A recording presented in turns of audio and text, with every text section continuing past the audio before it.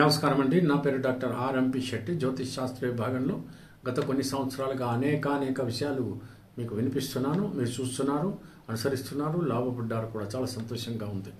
అయితే ఇప్పుడు నేను చెప్పాల్సినటువంటి ఒక ముఖ్యమైనటువంటి విశేషం ఏమిటంటే, మిథున రాశి వారికి అక్టోబర్ మాసం 2024 సంవత్సరంలో మాస ఫలితం ఎలా ఉంటుందో వివరిస్తున్నాను, జాగ్రత్తగా వినండి. ఈ యొక్క మిథునంలో కుజుడు ఉన్నందువల్ల, కుజుడు వైలెన్స్ లార్డ్ అయినందువల్ల కోపము, ఉద్రేకం అనేటువంటి చాలా ఎక్కువగా ఉంటాయి. మీరు ఎవరితో గొడవ పడకుండా చాలా కూల్గా ఉండాల్సినటువంటి పరిస్థితి ఈ మాసం అంతా ఉంటుంది. లేకపోతే మాత్రం లేనిపోని తలకాయ నొప్పులు అన్నీ వస్తాయి. ఇకపోతే ఇంట్లో వాతావరణం కూడా అంతంత మాత్రంగానే ఉంటుంది. అనవసరంగా ఉద్రేకాలకి పోయి గొడవలు పడవద్దు. పిల్లలు కూడా వాళ్ళ చదువులు వాళ్ళు చదువుకుంటారు, కానీ వాళ్ళ మీద కనుక మీరు విసుగుపడినట్టయితే వాళ్ళు ఆందోళనకరంగానే ఉంటారు. ఇంట్లో ఆరోగ్యం మాత్రం పెద్దలకి అంత బాగా ఉండదని చెప్పాలి. మరి మీకు కూడా ఆరోగ్యం మాత్రం అంతంత మాత్రంగానే సామాన్యంగా ఉంటుందని మీరు అర్థం చేసుకోవాలి. ఏ రకమైనటువంటి శుభకార్యాల్లో కానీ, లేకపోతే ఏ రకమైనటువంటి విందు వినోదాల్లో పాల్గొంటే అనవసరమైనటువంటి ఆర్గ్యుమెంట్స్కి మాత్రం దయచేసి వెళ్ళవద్దు. ప్రొఫెషన్ రంగంలో ఉన్నటువంటి వాళ్ళకి మాత్రం అంతంత మాత్రంగానే ఉంది, కొంచెం విసుగు పుడుతుంది, కొంచెం పరీక్షా సమయంగానే ఉంటుందని మాత్రం చెప్పగలను. కానీ వైద్యులకి మాత్రం కాస్త చాలా బాగుంటుందని చెప్పాలి. ఎందుకంటే రాహు వైద్యకారకుడు, దశమంలో మరి రాహు ఉన్నాడు కాబట్టి వాళ్ళకి మాత్రం బాగానే ఉంటుంది. మిగతా ప్రొఫెషన్స్ రంగంలో ఉన్నటువంటి వాళ్ళకి కొంచెం ఇబ్బందికరంగా ఉంటుంది. క్రిమినల్ కేసులు చూస్తున్న వాళ్ళకి మాత్రం కొంచెం బాగానే ఉంటుంది. వాళ్ళకి పేరు ప్రతిష్టలు దక్కేటువంటి అవకాశాలు ఉంటాయి. కాకపోతే అనవసరంగా అవమానాల పాలు కాకుండా మీరు ప్రవర్తించాల్సి ఉంటుంది.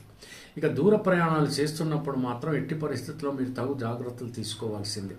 ఎందుకంటే కుజుడు ఎప్పుడైతే లగ్నంలో ఉన్నాడో శరీర సంబంధమైనటువంటి ఇన్ఫెక్షన్స్ ఇవన్నీ కూడా కలిగేటువంటి పరిస్థితులు ఉంటాయి. కాబట్టి వైరస్ కానీ, బ్యాక్టీరియా కానీ ఇవన్నీ అంటుకోకుండా మీరు జాగ్రత్తగా మీ జాగ్రత్తలు మీరు పడాలి.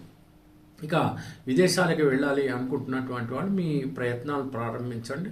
తప్పకుండా వెళ్ళేటువంటి పరిస్థితి మీకు త్వరలోనే ఏర్పడుతుంది.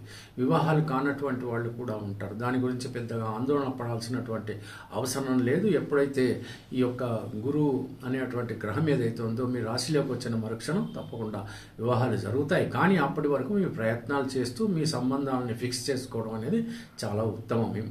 తర్వాత చలనచిత్ర రంగం మాత్రం బాగుంటుంది. యాక్షన్ పిక్చర్స్ బాగా నడుస్తాయి. సోషల్ మూవీస్ జనరల్గా ఏదైనా కల్చర్డ్ మూవీస్ అవన్నీ కూడా పెద్దగా నడిచేటువంటి అవకాశాలు లేవు. కానీ ఒక్కొక్కసారి ఏమవుతుందంటే కొన్ని విషయాల్లో యాక్షన్ ఉన్నప్పటికీ కూడా నీతివంతమైనటువంటి చిత్రాలు తీసినప్పుడు బాగానే ఉంటుంది. భక్తి ప్రధానంగా కొంతవరకు ఉండి ధర్మబద్ధంగా ఏవైతే సినిమాలు ఉంటాయో అవి మాత్రం కాస్త కుస్తా బాగానే ఆడేటువంటి అవకాశాలు ఉంటాయి. నటీనటులకు మంచి పేరు కూడా వస్తుంది. సాంకేతిక నిపుణులకు కూడా పని పెరుగుతుంది, డబ్బులు కూడా వస్తాయి. ఇక మరో విషయం ఏంటంటే రుణాలు కనుక ఏదైనా ఇచ్చి ఉంటే ఇదివరలో, ఇప్పుడు మీరు గట్టిగా ప్రయత్నం చేసినట్టయితే మీరు తప్పకుండా అవి తిరిగి పొందేటువంటి అవకాశాలు కూడా కనపడుతున్నాయి.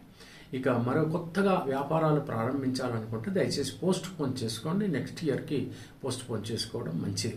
ఒకసారి అన్ని రకాలుగా మీరు ఒకసారి చూసుకోండి. భాగస్వాములు కొత్తగా కలిస్తే వారి గురించి కూడా మీరు బాగా ఎంక్వైరీ చేసి మీకు తగిన భాగస్వామి అని అనుకుంటే మాత్రం మీరు తప్పకుండా వ్యాపారాలు కలిసిమెలిసి చేసుకోవచ్చు. ఎందుకంటే వెన్నుపోటుదారులు కూడా మీకు ఎక్కువగానే ఉంటారు కాబట్టి ఎంత జాగ్రత్త పడితే మీకు అంత మంచిది. ఇక మరో విషయం ఏంటంటే ఒకవేళ ఏదైనా స్పోర్ట్స్లో ఉన్నటువంటి వాళ్ళకి మాత్రం ఖచ్చితంగా బాగుంటుందండి.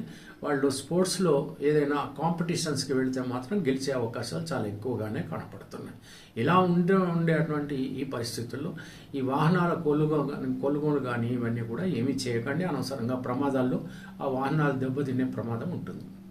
ఇక మరో విషయం ఏంటంటే ఈ యొక్క ప్లాట్ కానీ ఏదైనా కొనుక్కోవాలి, ఇల్లు కట్టుకోవాలి, ఇల్లు కొనాలి, గృహప్రవేశం చేయాలంటే మీరు చేసుకోవచ్చు. దానికి వచ్చినటువంటి ఇబ్బంది ఏమీ లేదు, ఏ రకంగానూ ఇబ్బంది లేదు. కాస్త అకస్మాత్తుగా ఏదైనా గాయాలు తగిలేటువంటి పరిస్థితి ఉంది కాబట్టి ప్రతిరోజు కూడా దయచేసి సుబ్రహ్మణ్య స్వామికి అష్టోత్తరం చదవండి, హనుమాన్ చాలీసా కూడా చదవండి.